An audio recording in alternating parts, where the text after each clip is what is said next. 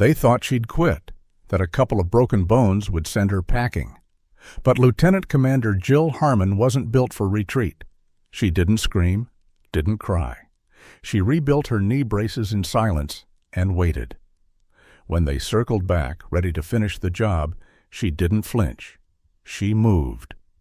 Early morning fog hung over Fort Harris like wet wool. A dozen trainees shifted in formation, breath fogging in the cold. Jill stood motionless at the front. No insignia, no ribbons, just plain fatigues and a sharp gaze. Her return wasn't announced, just whispered about. That's the woman who cracked both legs. Shouldn't be here. She's logistics, not combat. Bet she's gone by Friday. Jill said nothing. She just waited for the stopwatch to start ticking. 3, 2, 1. The instructor's voice cracked the morning air. Boots slammed into gravel. The sprint drill was on. Most surged forward, adrenaline masking form. Jill didn't rush. Her strides were tight, low, measured. She ran like someone solving an equation. By the second lap, she'd passed half the field. By the third, only one remained, a broad-chested bruiser named Collins, known for breaking records and ribbing rookies. Jill curved tight around each corner, shaving inches. Her breaths matched her pace, clipped, consistent. On the final stretch, she edged ahead. 5 seconds clear at the line. No cheers, just silence. Even Collins stared, jaw clenched. That afternoon, she crushed the wall climb, clocking in under regulation. Eyes followed her now. But Jill didn't look back. She never did. The mess hall was louder than usual. Forks clinked, boots thudded, laughter circled around one table. Collins and his crew, Cruz, Dorman, Beckett, held court like kings. They talked weight drills, weekend leave, but mostly they talked about her. Jill Harmon. She runs like a deer, Cruz smirked. But this isn't a track meet. Dorman leaned in, voice low.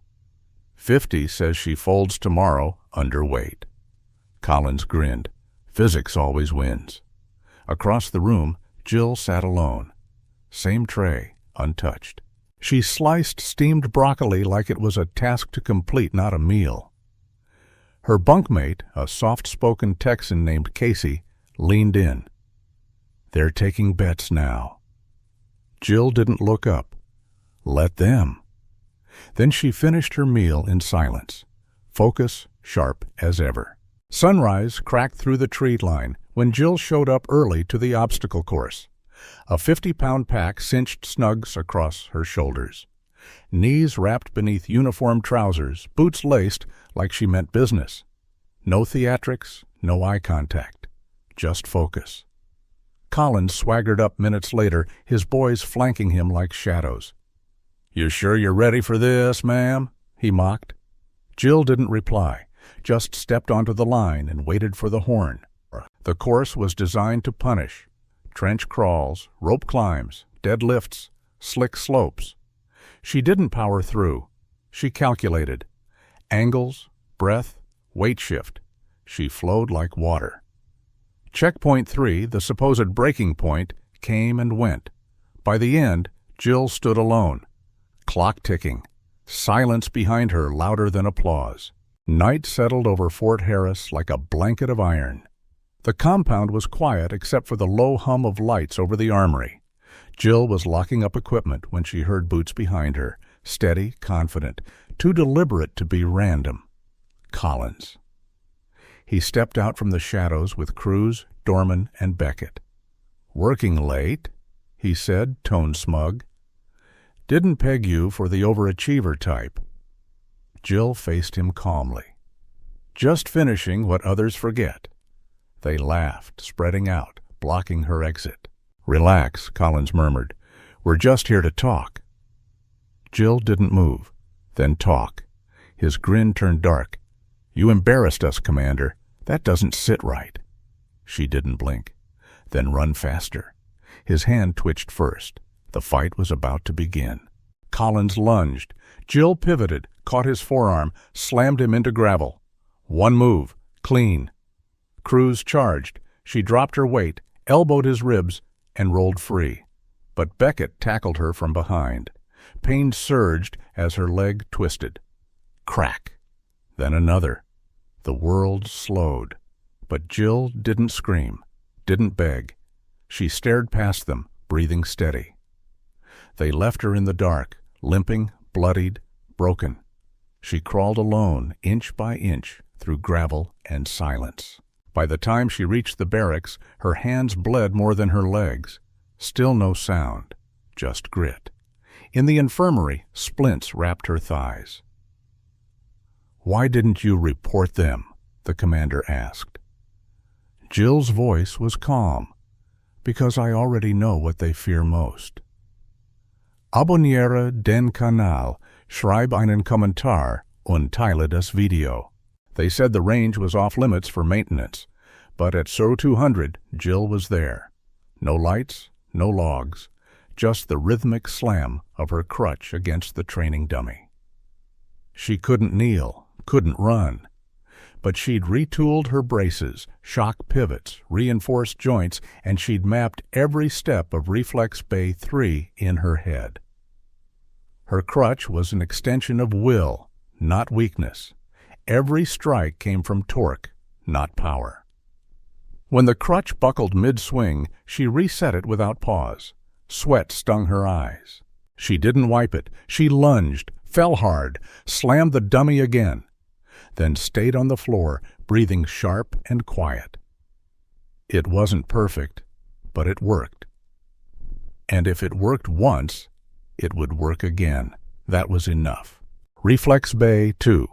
Red lights cast long shadows across the mats. No medtechs, no safety officers. Just 4 men in uniform and a silent camera operator. Collins stepped in first. No words, just a smirk. Jill stood alone across the bay. One crutch in her hand, shoulders loose, center line tight. The buzzer chirped. Cruz charged first, fast, fake left. Jill waited, pivoted off her brace, dropped him in 2 moves. Dorman followed, heavier. He tackled. She went with him, reversed mid-fall, drove her crutch into his jaw. Crack. 2 down. Collins yelled, rushing with Beckett. Jill didn't retreat. She pivoted, dropped the crutch, ducked a punch, swept a leg. In 10 seconds, it was over. Jill stood alone again, silent, watching, waiting for what came next. Sunlight crept across the gravel lot as Jill adjusted her brace straps. Inside admin, a security tech replayed footage. 5 angles, 2 timestamps, 1 outcome. Collins and his men were down. Surveillance logs matched. Tampering, intimidation, assault, all under Collins' credentials. Jill didn't press charges, didn't ask for reinstatement. Instead, she walked into the medical board meeting, upright, calm. "Tell the truth," she said, placing a folder on the table. "Proof, transcripts, everything." Admiral Monroe, hard as leather, studied her. "What do you want?" Jill didn't flinch. "Nothing for me. Just make sure this isn't buried." The room fell silent. Then, slowly, heads nodded. The story had changed, and this time it wouldn't be rewritten. By week's end, the compound breathed differently. The tension had shifted. No louder drills, no bluster, just sharper focus. Jill walked the trail alone that morning, posture tall, hands behind her back, no rank on display. But eyes followed her, not out of fear, out of recognition. Collins sat alone on a bench near the gate, a duffel at his feet. Discharged, broken, but not from bone, from truth. Jill passed him without a glance. He didn't deserve one. Inside, new recruits trained harder, spoke less. And across Fort Harris, discipline had a new face, not loud, not vengeful, just a quiet force that reminded them all. Strength isn't what you show. It's what you survive, and what you do next.